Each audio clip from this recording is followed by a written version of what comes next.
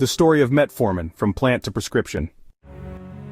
In the early 20th century, diabetes was a growing health crisis, with limited treatment options and little understanding of the disease's long-term impact. But hidden within the leaves of a humble plant lay the seeds of a medical breakthrough that would help transform the treatment of chronic disease. The story of metformin, derived from the French lilac, also known as Galega officinalis, represents one of medicine's key contributions to managing type 2 diabetes. Today we explore how this remarkable medication evolved from an ancient herbal remedy to become an essential part of diabetes care worldwide.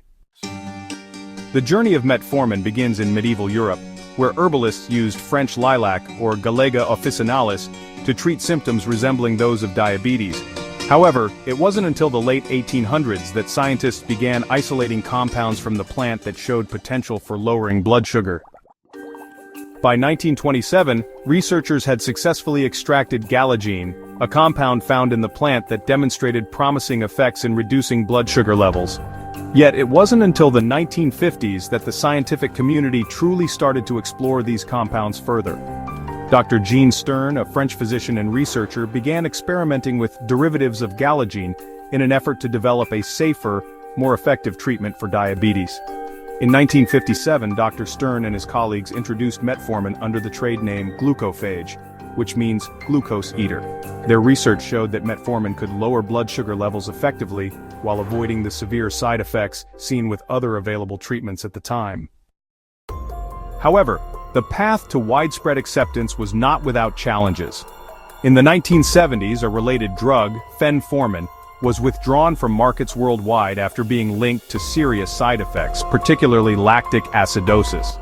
This led to skepticism surrounding the entire class of drugs, including metformin, despite the latter's proven safety profile. Notably, studies comparing metformin with fenformin demonstrated that metformin carried a significantly lower risk of lactic acidosis. Throughout the 1960s and 70s, British researchers conducted extensive studies to further investigate metformin's effectiveness and safety. These studies played a crucial role in distinguishing metformin from its more dangerous counterparts and helped establish its unique value in diabetes treatment. While metformin was approved in France in 1957 and the UK in 1958, its journey to the United States took nearly 4 decades. The delay was largely due to the caution surrounding the risks of fenformin. However, mounting evidence from ongoing studies of metformin's safety and efficacy eventually won over the medical community.